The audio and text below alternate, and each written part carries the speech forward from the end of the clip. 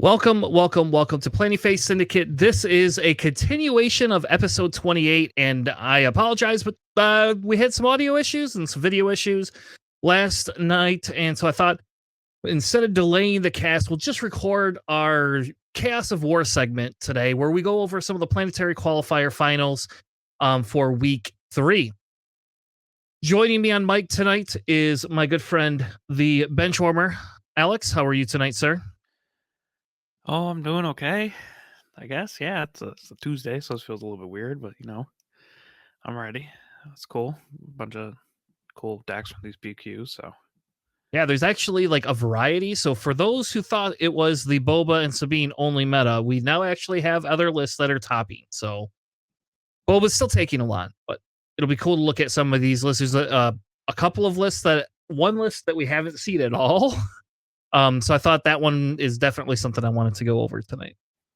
Also joining me is JJ. You really have to stop wearing that hat because the Giants aren't getting any better. Gridiron, how are you tonight, sir? Doing all right. Just excited to see this. Probably final snapshot of these until the new wave comes out next week, and then hopefully we'll see some changes in the top decks. Yeah, so we have one more week of PQs next week, where there'll be at least I know of at least 2 I think that are firing, but we'll have a couple of them. It'll be really fun. We'll kind of go over some of those results if there's a bunch of stuff different. Otherwise, really, once PQ season is over, it's kind of into spoilers and stuff like that. So, well, all right. Why don't we get right into it? This is our Chaos of War segment.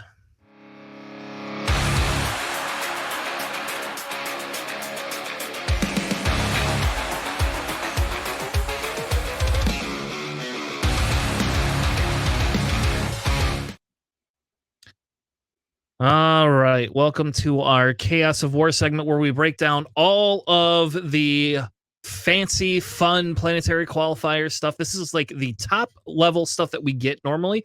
There isn't any bigger tournaments than these right now. It's nice to see these like 100-player tournaments because it means that there's health in the game. And we don't have a big issue going forward with a lot of the other stuff. So tonight we're going to be covering week 3 of October, which is I think it's like the 18th, 19th, and 20th of October is what we'll be covering. There was one PQ that did not fire, and because of some flooding overseas, and they are going to reschedule that. I have no idea what they're going to do for that, so I guess we'll kind of see how that whole thing goes. But as you can see, we have a whole bunch of them, and guess what? Boba's not on everyone. Boba's on at least 50% of them. But Boba's not on every single one of them. So that begs to differ that we can definitely see the fact that Boba isn't always winning, but definitely is coming out on top. So it looks like we had a Han Blue, we had a Bosk Blue again, we had a Han Yellow, and a Ray Red, and then a Kira Green, which Kira Green, by the way, was a Kira on Kira final, which is hilarious because it was a 30 health base versus a 25 health base, and I bet you that was one thing those players did not work towards having to face off against each other. Fair enough. So, all also right. Interesting. Oh, sorry. No, go ahead. It's also interesting that the 30 health base one too. Spoilers, I guess, but yeah.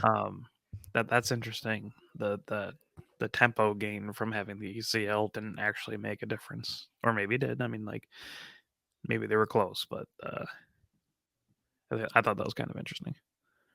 Yeah, it obviously didn't make a difference in the finals because the other player took it down 2-1. They were 1-1 each though, to begin with. But I think the bigger difference is the ECL doesn't have the Chilson. You have the Chilson, you put a bunch of Sentinel out, and guess what? It makes it a lot harder to get through with that. You only got so many moles. And I don't know, I don't think I brought their listing because it's pretty similar, but I know for a fact they weren't running more than 1 or 2 moles. So, all right, let's get into a little bit of the analysis here. So we had the first one was in Seattle. That one had 2 Bobas, a Ray, a Garsax in yellow, which I think is pretty cool to see top 8. Like I think this is the first, I don't know, is this the first Garsax in yellow we've seen? Top 8? Yeah, I think so. Yeah. That I can remember, yeah. Yep. This one then had a Han Blue, a Han Yellow, a Sabine, and a Kira. And so I'm just gonna state it here. This PQ is the PQ to go to, right? Because this is the one that had a variety in the meta, not too much Boba. It did have a Boba make it into top 4. But it did beat the Ray, but still it was a lot better seeing the fact that, it wasn't as many Bobas, so it wasn't just a Boba on Boba Fest in there. But Boba still won. Boba still won, yes, but which I don't know. I mean, do you really think? I mean, that Han 1 Cunning deck, right? That Han 1 Yellow, that's pretty good into Boba, isn't it? Or is it just does it fall flat because you can't really pull off your DJ tech shenanigans? I also feel like Boba Green's endgame might just be better than Han's, right? I mean, it caps out at Han unit, which is a fantastic unit. Don't get me wrong, but you're not one-shotting a reinforcement walker. And if like a Maul comes down, your Han is dead, and you only got 3 of those. And I don't know. It might be. I don't know like matchup odds for that, but I feel like Boba Green takes it in general. Fair enough. Unless you can overload him on space. You could. You give up ground doing that, and that's not what you wanted with Boba. Now, and Boba still has like the lurking ties probably in their side, and they still have the fire sprays, right? Like, and we don't have like a Maul type space unit yet. That would be kind of cool though. Have like, I mean, that would have been cool card design. Give me a green infiltrator, 7 cost, 7/6 that had the same ambush overwhelm, just like Maul. Like, just give me a space one version of that. What about one that has ambush but just takes their card and throws into your resources instead? Well, that would be even funnier. Because no one plays the Quintus Assault Cruiser. Oh. Does it have overwhelm though, or no? It doesn't, but it's a 7/8 with ambush. I guess. I have played that. I did play that in my Tarkin deck for a little while. But I found I wasn't very useful in the long run. Seems a little bit win more than what you want. Yeah. That's like putting a Devastator in there. I don't need the Devastator in there. That's pretty silly. Yeah, it feels like overkill. All right, the next PQ was the Kira on Kira. This had a bunch of Bobas in it, and 1 Cad Bane, green, a Tarkin Town, Ray, Han, yellow. It ended up being Kira versus Han, and then Kira versus Ray, and then a Kira on Kira off. And like you're right, the 30 health face. This one was recorded by a stream called Blonde Sabine. If there'll be a link in the description where it talks about the whatchamacallit, all the different qualifiers, which will have the links to all the Twitch streams, so you'll be able to go back and watch them if you would like in the future. That was the nice thing about this website. Somebody's putting all this together for us. So nothing super fancy. That one was a little bit more, a little bit less normal, a little bit less Sabine, I'm guessing. I don't know. I don't think it got pushed out. Yeah, I don't know. But does Akira's always put? I don't think Kira always pushes Sabine out, honestly. But most generally do. Yeah. The next one we have was Baltimore. Baltimore top 8 was a Boba Green, a Bosk Blue, a Sabine, another Boba, a Tarkin Blue, which that one we have not seen at all show up in the top 8. We are gonna look at that list because I want to see what it is. Then we also have the Han Yellow, Boba Red, and a Sabine ECL. So this is what you're normally seeing, taken down again by a Boba Green. So the Han Yellow so again. Good. Yep, and a Han Yellow. Yep. And I think and that's again, that's this one Boba beats the Han Yellow. So it's like, is it better? Maybe that's just the case. And like that's the sad thing is what does Han beat that gets Han in there that's really going to do it, some damage. And then they had the Montreal one, and that one had all Bobas except for 1 Ray. So literally the most boring PQ you could have gone to. So many mirror matches, my goodness. Like I would not even want to play. If I had made top 8, I would have just conceded and walked away. 1 Boba ECL, 2 Boba Greens, 1 Boba Tarkentown, and then 3 Boba Yellows. Yeah. Yeah, that's terrifying when you got 1 leader with 3 different colors. All on the top. The cut, yeah, oof. So yeah, so that one ended up with Boba ECL on top. I don't know. Which is really interesting because Kira's like ECL lost a 30 health base, but the ECL Boba beat the 30 health base. It did, but I wonder if it's because it's a Boba Yellow versus Boba Green sometimes. Yeah, I guess it's not technically a direct comparison, but interesting. It is. The next PQ, we had a Palpatine Yellow make it in, a Luke Tarkentown, like a Luke Red. Which is crazy because we don't normally see that. 1 Sabine, a Boba Red, 2 more Rays, a Bosk Blue, and then a Kira 30 health. And then it ended up going against Ray and Sabine and Ray and Bosk. And then it ended up being both the Rays, which is absolutely hilarious. It was a Ray on Ray off. And I'm here for that. I guess if Ray's mirror match, that sounds awful. but I'm gonna pillage you, you pillage me. Or it's like first a pillage might win, or it's just like cool, we're just gonna restore and whoever. I don't even think they run vigilance, right? So it's just like whoever restores the least amount. I'm sure that the games went to time. Like there's just no way. No way. Yeah, it just seems unfun. After playing like Ray Tarkentown for a little bit too, it's just like sometimes if you're going against other restore decks, you just don't have a lot of damage to like finish them off in like a decent timely manner. So it just drags.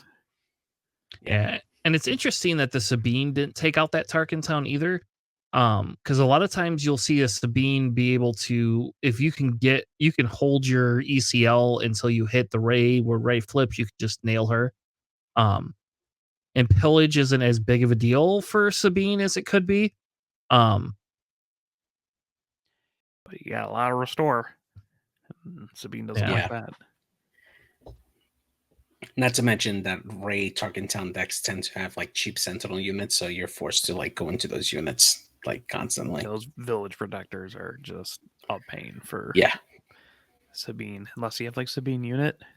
But if you manage to stick the village protectors and then Ray it, Sabine unit doesn't do much against it. All right, the next one is New York. That one had 3 Bobas. This one had 2 reds and a blue, so no green this time. Han Yellow, a Tarkin Blue again, Sabine, 2 Sabines, and a Han Yellow. In the end, the Han Yellow took the whole thing down.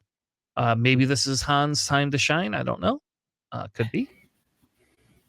Moving on to the next one, we have a French one that had 3 Boba Yellows, 2 Bosk Blues, a Han Yellow, a Sabine, and a Cad Tarkentown, a Cad Red.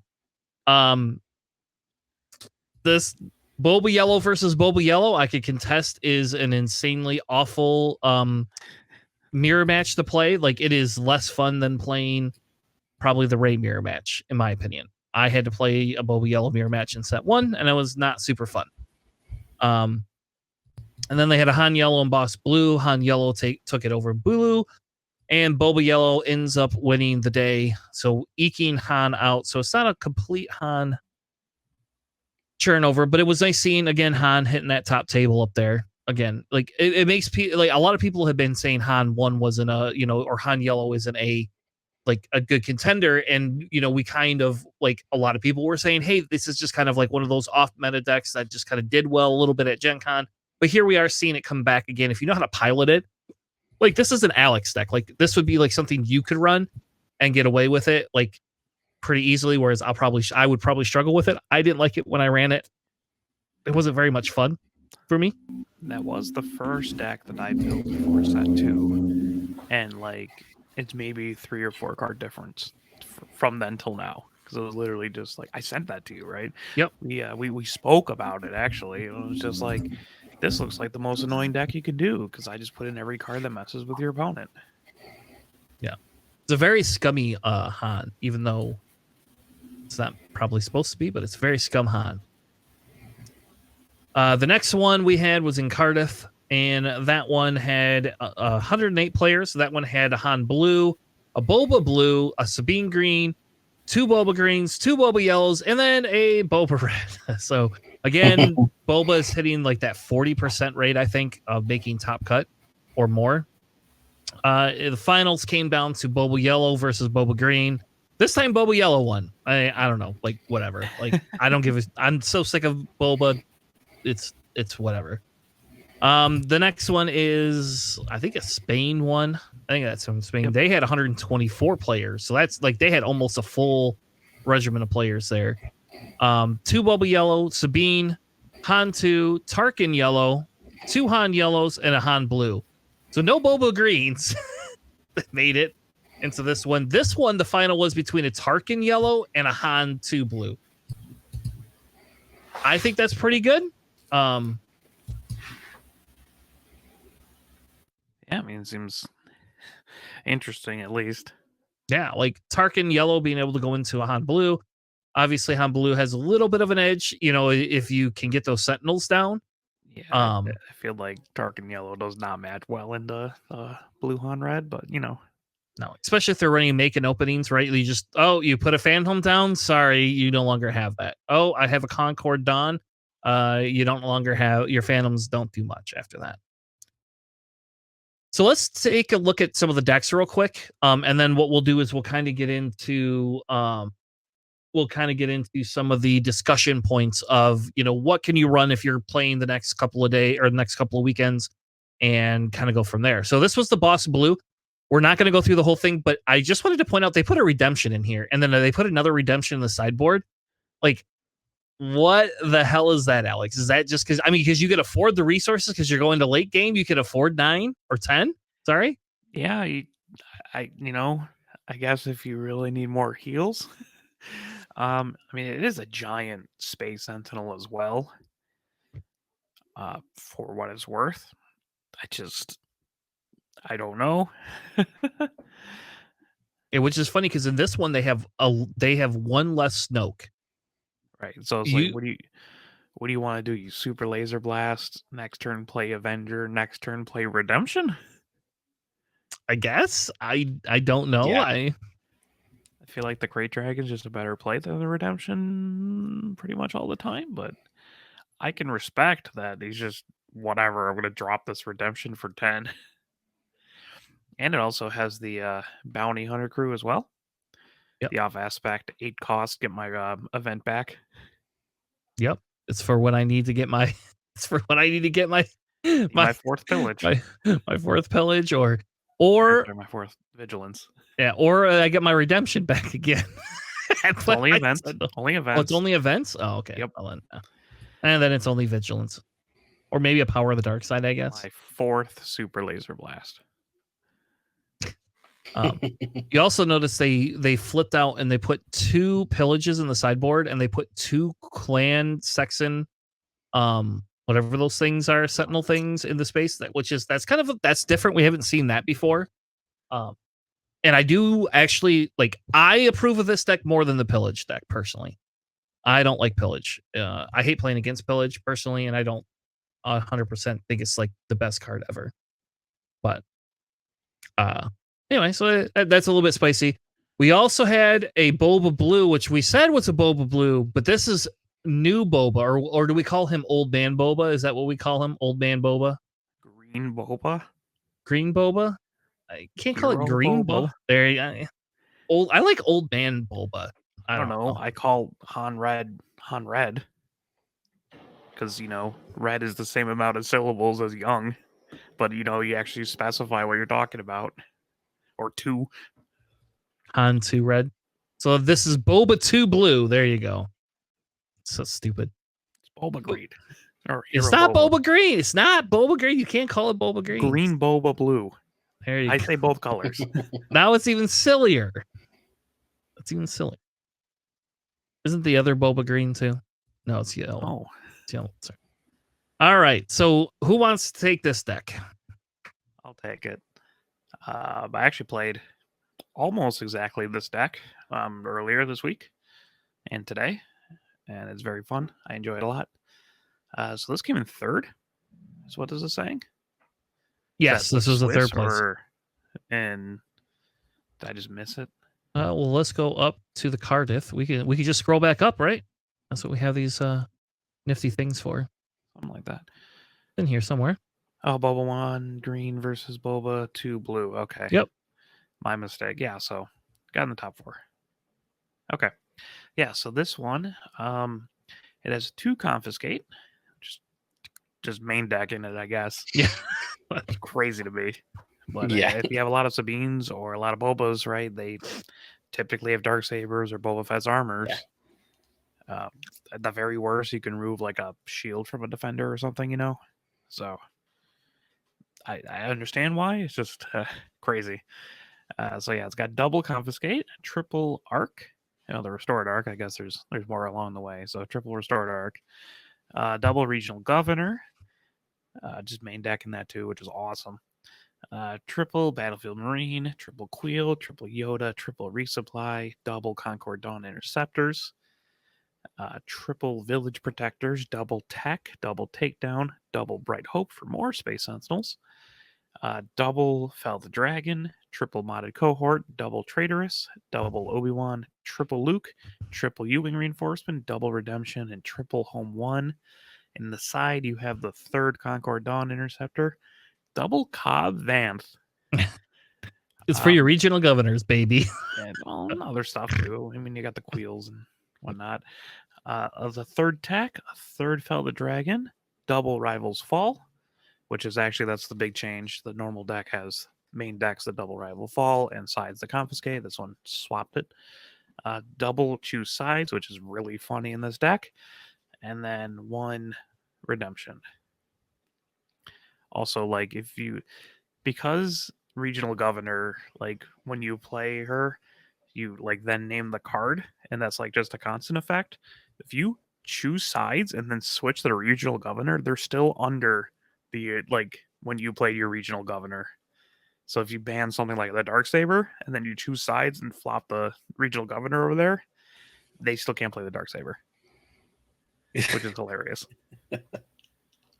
I mean, they'll probably just run your Regional Governor into something else, but I like that as like a lingering effect like that. Yeah, I believe this was like featured on like Thork's channel. It's a super solid deck. I've been enjoying playing it. My side's different. My main deck is very slightly different. But, it handles most things. Like, I just stonewalled some Sabines with this. The village protectors are really hard for them to deal with, especially when you can make them have 3 attack, which really hoses a lot of things. And when you play them, right? When you play them, you can give that one the extra 1. Yes? So, like, you could play it and it's automatically a 3 health, so it takes it out of make an opening range, for example. No, it's just a +1 attack. So it's a 3 attack, 2 health. Okay. I also side making openings for a lot of reasons. But also it doesn't have to be the unit that you play it, right? So I can have village protectors out there. I could play like a Yoda or a Queel or something afterwards, and then give the village protectors a 3, and then they can swing in. I think on my thing is I would put the 2 making openings in over those confiscates and put the confiscates in place of Cobb Vance. Or maybe the tech. I don't know. The tech is spicy. I don't know if you need the tech though. It's for like the long control games. Yeah, my sideboard for this deck, again, mine's incredibly similar. I main deck the 2 rivals. I actually just have the third Concord Dawn Intercept there for 51 cards, free of a sideboard place. I have like double confiscate, the third redemption for even further ones, double make an opening, a third takedown, and I got double marauder as well. Especially with like the red Bobas that are starting to pop up more, just having an ambush space unit like that can also occasionally ramp is really nice. So JJ, is this something you'd play? This kind of looks like it's a little bit up your alley.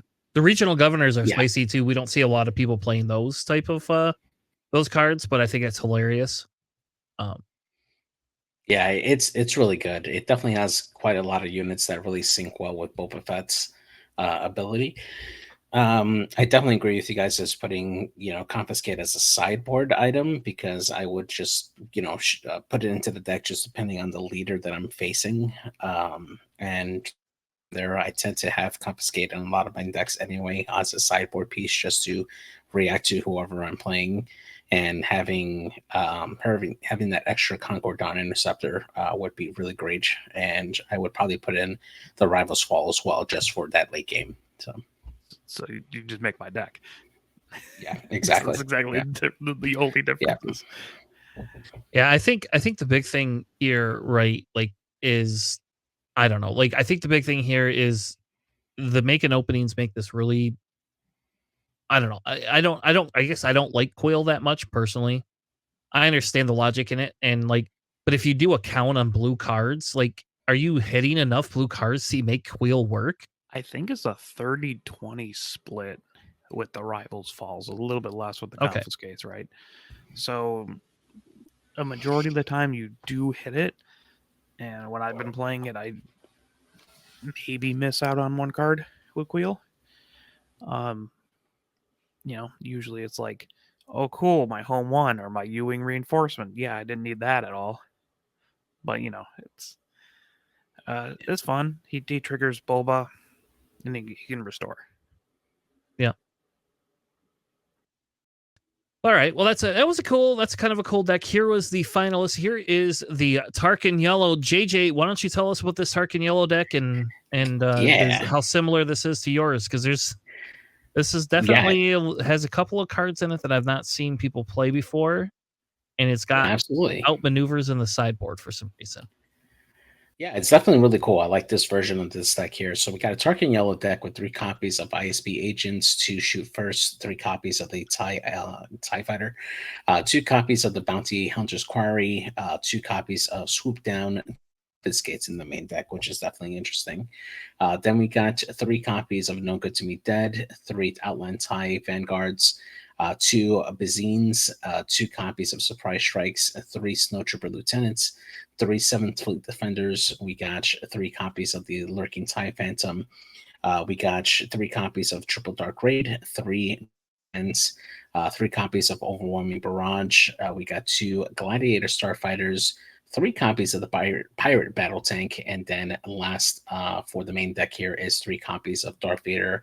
And then on the sideboard, we have an additional Confiscate as well as Bizine, and then we have 2 copies of Outmaneuver and 2 copies of Tarkin, and 2 Gamorrean Guards with the 3rd Gladiator Star Destroyer in the deck there. Definitely way different from my deck here. Definitely has a lot of lower costed ships to put out on the board and kind of swarm your opponent as you need to. These are really great units to choose for Tarkin's ability, and I believe that's probably the main reason why you're able to put out these cheap units out on board and still use Tarkin's ability to provide them with that additional experience there. Your big heavy hitters come out later on in the Gladiator Star Destroyer and Darth Vader, which Darth Vader benefits from this deck a lot too as well, since he has a lot of different options to bring out with his ability. Definitely surprised to see Confiscate in the main deck again, but again, it's probably just depends on your local meta. The other oddball here is the Pirate Battle Tank, which is not eligible for Tarkin's upgrade ability. But still, it's a solid option for what it can do, just being that sentinel piece, and you can smuggle it in if you need to as well on an emergency. So it's just nice to have that there. You can just put that into your deck and bring it out later when you need to. So yeah, this has 21 events, or I'm sorry, 19 events and 2 bounties. That's a lot, right? That's like for an aggro-ish deck, that seems like a lot. Is this not going for aggro anymore? Yeah, I don't think so. But like your events, like the Triple Dark Raid, it's essentially playing a unit, right? Because you generally, especially with this deck, get a unit off. And if you also have like a high number of the events, you can get your ISB agent for that 1 damage ping. Yeah, which I've seen that in the Boba Reds. Like that makes sense. Like in Boba Red, it makes sense. You could play opening churn, kill off something, Tarkin Town it. This has no Tarkin Town, so I don't know. It's a neat little deck. It's definitely different than what we've seen. That's why I threw it in here, is because this is not something I have played personally. This version of it, I have another version of it, but I mean the cost curve out's at 7, so I mean your biggest cost unit is 7. So yeah, and also that pirate battle tank. When you're at like 4 resources, you could triple dark raid that out and just have a big 4/6 sentinel, and that can be really big, especially if you're playing like against a Sabine. Just dropping a 4/6 sentinel right on your deployed turn really kind of mucks everything up. that is true. All right, let's move on. This is Gandork. This is one of the top judges that was at from Destiny. This is the deck he's been championing for quite a while now. His Gar Saxon Yellow made top 8 with it. We do see some regional governors there, baby. Look at that. There's some more regional governors. Very easy sideboard, I think. Essentially, this is, I don't know. This is a cool deck. This is a deck that we've seen do okay and then kind of fall off the map and kind of come back. And I've played against this a couple of times, and I think that it's very good. It's not my style personally, but it does work. It's funny because they have the one-off top target, which just makes me think of JJ 100% here.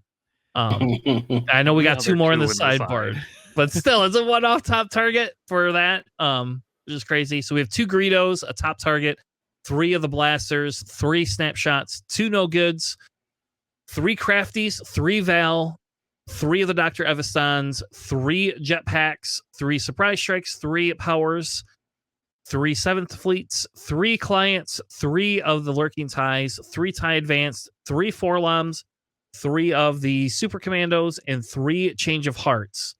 Then they have the Lompikes. Did I say 4 Lompikes? Sorry.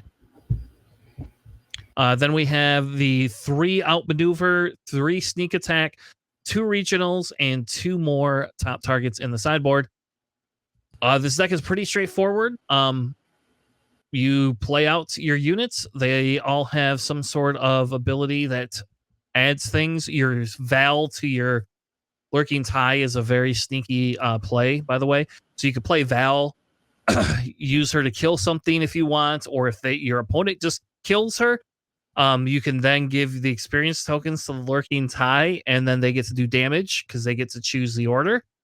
Or you get to choose the order, and then guess what? It doesn't do anything because it's a card, so it doesn't work.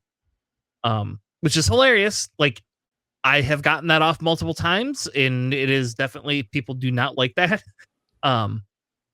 If that happens, but you do feel very sad if you don't get that lurking tie out there for the Val. But I don't know.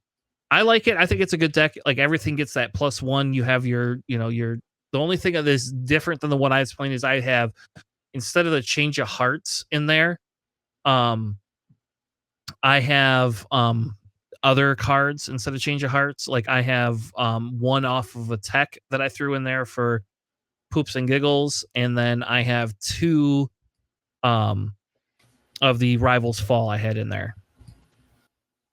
But that was just how I played it. With the tie advanced, right? Because that's like your super commando squad, the defenders, the phantoms, and Gar Saxon himself, right? And that's it. Mm-hmm.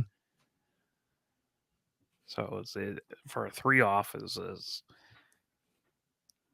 I don't know. It seemed a little weird to me, but like I see the logic. It's just like 12 units, or 14, I guess, because you have 2 other tie advanced plus your leader.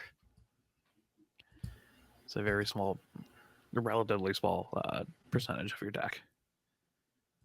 Yeah. Oh, I lied. The client's also Imperial. There you go. Yeah. 3 more. and the idea, right? Like, I mean, when you be able to do that is because of that that guy is you have the ability to get it up. I think it becomes like a resource one too. I've seen them use it with, because you can use it on the lurking ties, right? That's like one of the bigger ones. But like if you do give it to that super command, and once they break the shield, it's inconsequential.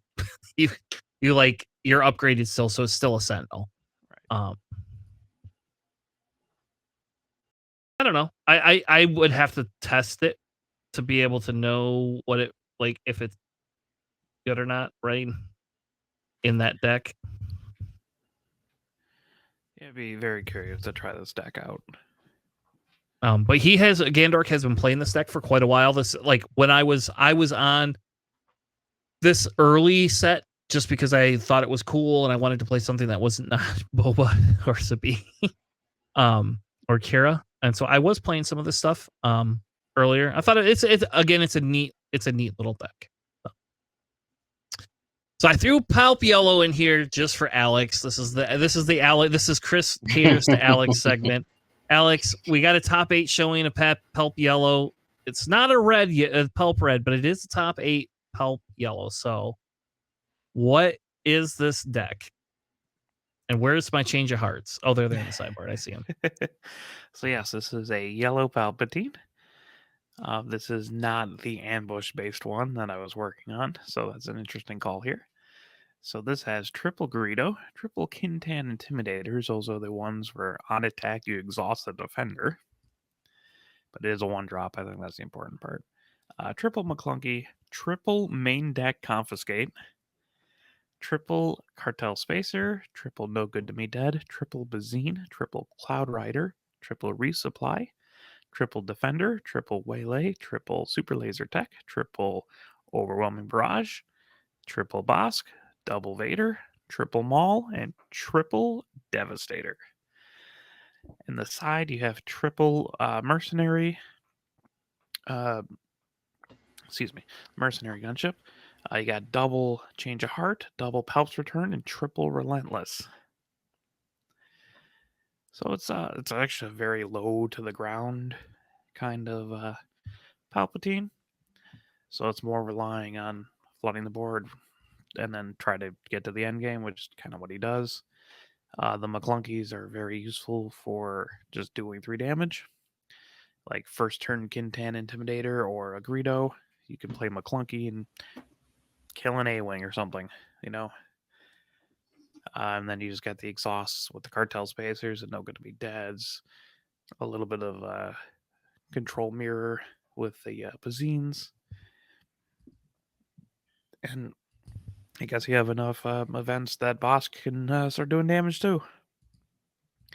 We have a fair amount of ambush as well, and just get to the end game and drop the Devastators, man.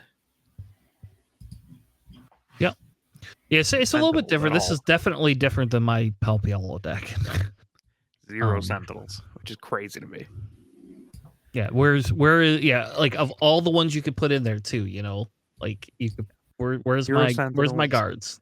9 space units, 3 of which are Devastators.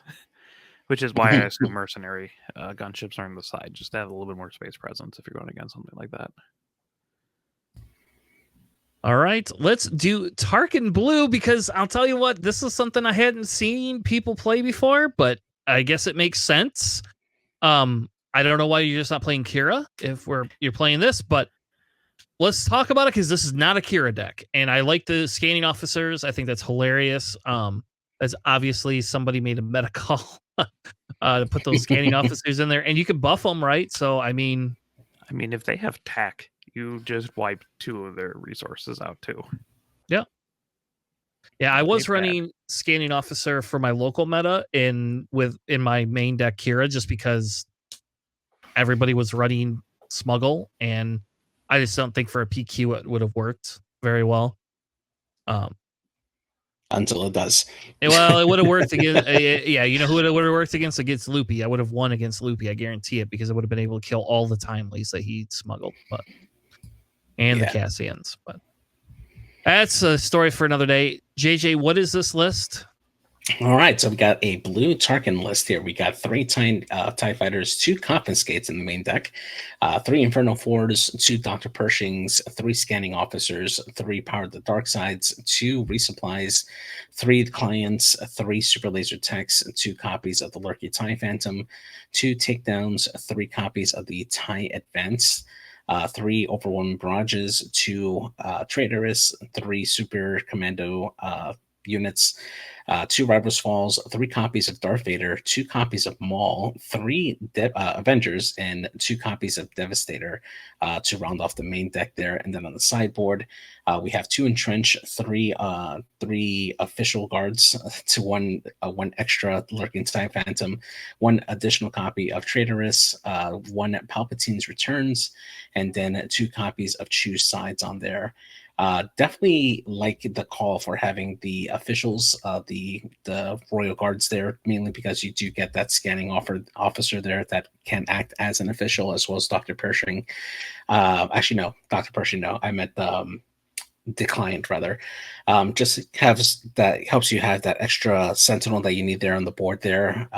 It's definitely interesting, this deck, because it has elements of just being that control piece, right? Just delaying the board until you can bring in your larger pieces there. Having traders available to take over some of your opponent's units and use them for yourself. Having Power of the Dark Sides on there, having takedowns, having rival falls to deal with those problematic units available there. And you just keep on building on there, which is kind of odd for a Tarkin deck, especially a leader that likes to build up units. You don't have too many of those units that you can really build on early on, other than like a lot of the space units that are on there. But it works. I mean, this is a really solid deck all around. You have some really big heavy hitters with Maul and Vader, and then of course the Star Destroyers on there that can help you close games. And yeah, it's definitely really nice to see that. Me personally, I probably would have added a couple of copies of Evidence of the Crime just to help steal away some of the upgrades and bring it onto my side, whether it had been like a shield or an experience point, and add it onto one of my units there. But it's totally a meta call at that point. So yeah. Yeah, it's a cool little deck. It's just when you, I mean, if you sit across from it, your opponent's probably not going to know what to do. Yeah. And also at this point, I think maybe we should this is just another deck that's main decking confiscates, right? Maybe we're wrong. We could be. I mean, maybe our meta just doesn't play upgrades. I don't know. I've never like had an insane amount of issues with like Bulba's armor or Darksaber Sabine. Maybe it's because like I'm trying to hold cards that like maybe they're just not playing it right. When like Sabine comes out, I immediately like force choke or take down or do something. Yeah, I don't know. I agree with you. Like, it's kind of the similar thing. I will say, like, not being able to pull a takedown or something that can kill Sabine with it can feel bad. And same with like a force choke, or like, if you just don't have those tools, I can understand why it works.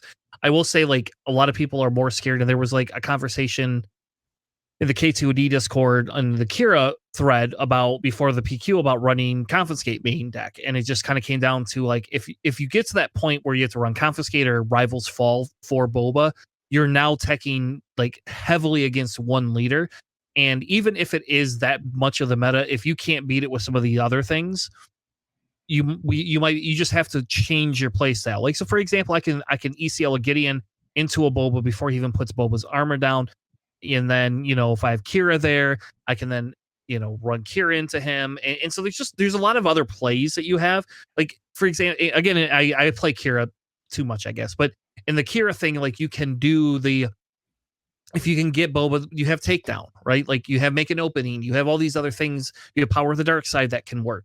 So you just have to play their game a little bit more with it. And I think that kind of talks about, so what do you think we'll see for week 4? Like, do you think it's just going to be Boba and Sabine again? Like, is that, or do you think some of this ramp up of Han will then say, okay, there's going to be more Han, maybe some less Boba? Will we see more control decks come to the front? Like, will we see more Palpatines? There you go. That's like really the big question. will Palpatine be able to make a resurgence and actually win one of these PQs? I think so. More Rey. What's that? I think we'll see more Rey. Yeah. She seems to be doing pretty well against the current meta. Just the restore, just a little bit anti-aggro. You have enough of a late game to kind of delay Boba and stuff like that. So I think Rey's in a pretty solid spot. And then probably some red Bobas, even though that's going the opposite direction here. But I think those are coming too. Yeah. So do you think so? I mean, so one of the big questions that's been a hot topic of the community is, should Boba be banned or nerfed? Like, what do you feel? Like, we're only 2 sets in, and yes, this feels like a lot, but at the same token, is it really a lot, or are we just not playing some of these other characters as much?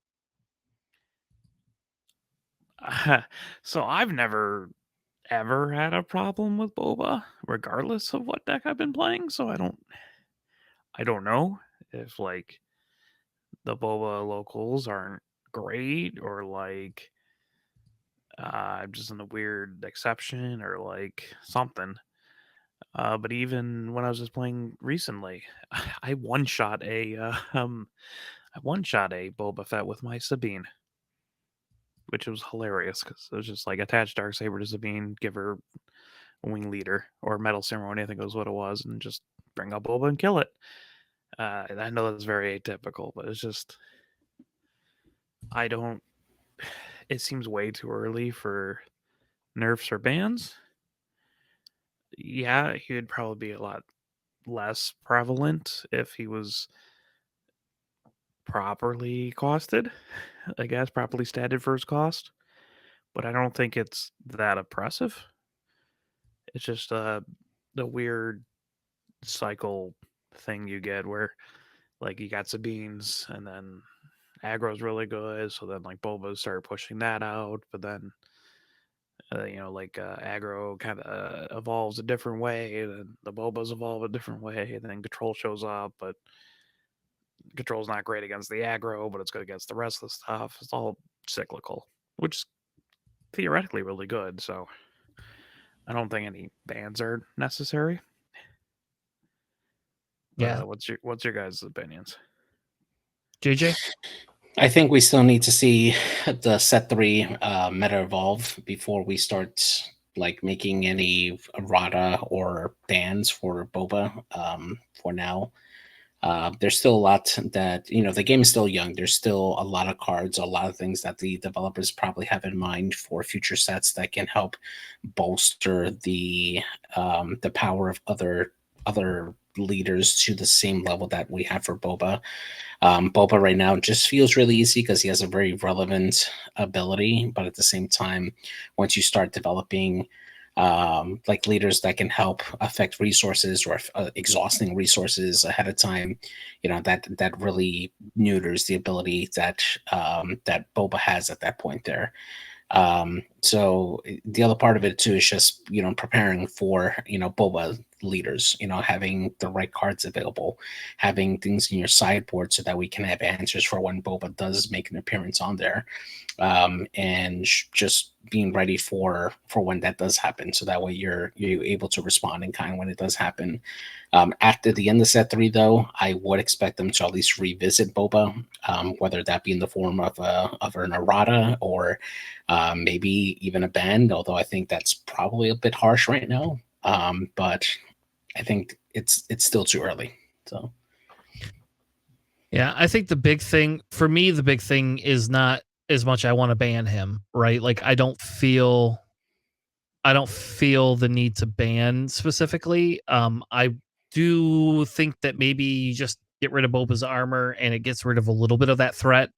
But I don't like. Again, the thing is we just don't play upgrade hate, and that's our fault, right? Like we just are used to people not playing upgrades, and now everybody's playing Boba's armor. Well, you play upgrade hate if that's what you want to play. But all these decks had upgrade hate that we went through, right? And with minor exceptions, and Boba still won those PQs. And some of them, yes, yep.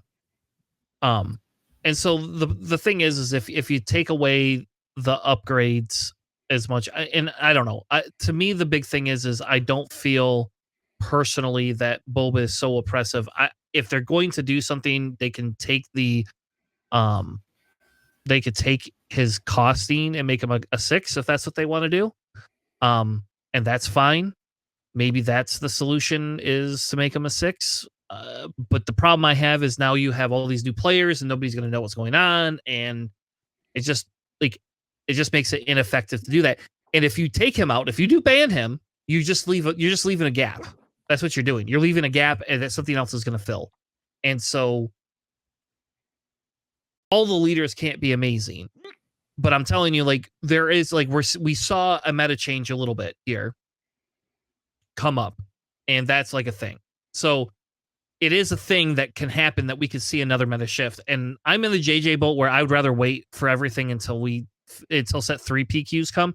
And if we get 2 or 3 weeks of just Boba dominating everything in PQ season next season, then fine. Let's do something about Boba at that point. At that point, let's not wait till set 4. Let's just take care of it and move on with our lives. Because then, nobody wants to play for a year and a half with effing Boba. Nobody wants to do that. Like, if he's the only thing that's winning. But we're way too early, in my opinion, to start seeing that. And like I said, like the biggest thing is let's dump the Boba's armor if we really think that that's a big issue, and go from there. That's my opinion. So, especially since that one is easier than like a Darksaber, which affects everything. Boba's armor only affects 2 things. That's it. So. Well, all right. Well, thank you for our PQ analysis. Sorry, it's a couple of days late this week, but we will have this episode out and ready, available to all of you. And thank you all so much for joining us. We will be back Sunday night with a discussion on the last few spoilers. Maybe we'll cover the spoilers. Maybe we won't. There's a couple of them that I don't even care about. We'll cover the cool ones. There you go. Alex will tell me which ones he wants to cover. We'll cover the cool ones, and then we'll talk a little bit about deck building and stuff like that, and we'll go ahead and rank our way too early ranking for leaders, and why Palpatine number 2 is going to be the best leader ever. And you should just give Tanner every one of your showcases. So, with that being said, thank you all. Have a good night, and we'll see you on the Flippity Flop. Have a good night, everybody. Thanks for listening.